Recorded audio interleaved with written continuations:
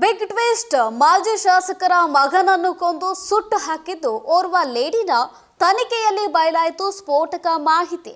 ಬೆಳಗಾವಿ ಬೈಲಹೊಂಗಲ ಕ್ಷೇತ್ರದ ಮಾಜಿ ಶಾಸಕ ಪುತ್ರ ರಾಜು ಬೋಳಶೆಟ್ಟಿ ಎಂಬಾತನ ಶವ ಧಾರವಾಡದ ಬಳಿ ಕಾರಿನಲ್ಲೇ ಸುಟ್ಟು ಕರಕಲಾದ ಸ್ಥಿತಿಯಲ್ಲಿ ಪತ್ತೆಯಾಗಿತ್ತು.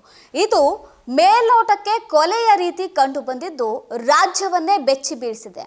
ಈ ಸಂಬಂಧ ಪೊಲೀಸರು ತನಿಖೆ ನಡೆಸುತ್ತಿದ್ದು ಪ್ರಕರಣಕ್ಕೆ ಬಿಗ್ ಟ್ವಿಸ್ಟ್ ಸಿಕ್ಕಿದೆ.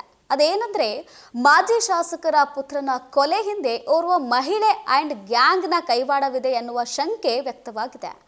ಬೈಲಹೊಂಗಲ ಕ್ಷೇತ್ರದ ಮಾಜಿ ಶಾಸಕ ಬಾಬುರಾವ್ ಬೋಳಶೆಟ್ಟಿ ಅವರ ಪುತ್ರ ರಾಜು ಬೋಳಶೆಟ್ಟಿ ಹಿಂದೆ ಅಕ್ರಮ ಸಂಬಂಧದ ಹೊಗೆಯಾಡ್ತಾ ಇದೆ ಎನ್ನುವ ಶಂಕೆ ವ್ಯಕ್ತವಾಗ್ತಿದೆ. ರಾಜು ಬೋಳಶೆಟ್ಟಿ ಕೇಸ್ ಸಂಬಂಧ ಪೊಲೀಸರು ತನಿಖೆ ಚುರುಕುಗೊಳಿಸಿದ್ದು, ಕೊಲೆ ಹಿಂದೆ ಮಹಿಳೆ ಅಂಡ್ ಗ್ಯಾಂಗ್ನ ಕೈವಾಡವಿದೆ ಎನ್ನಲಾಗ್ತಾ ಇದೆ. ಸುತ್ತ ಹತ್ತೂರಿಗೆ ನ್ಯಾಯ ಹೇಳ್ತಿದ್ದ ಮಾಜಿ ಶಾಸಕರ ಪುತ್ರನೇ ದಾರಿ ತಪ್ಪಿದ್ನ ಎನ್ನುವ ಪ್ರಶ್ನೆ ಮೂಡಿದೆ. ಮಾಜಿ ಶಾಸಕನ ಮಗ ರಾಜು ಬೋಳಶೆಟ್ಟಿಗೆ ಚಟ್ಟ ಕಟ್ಟಿದ್ದು ಮಹಿಳೆ ಅಂಡ್ ಗ್ಯಾಂಗ್ ಎನ್ನುವ ಶಂಕೆ ಇದೆ.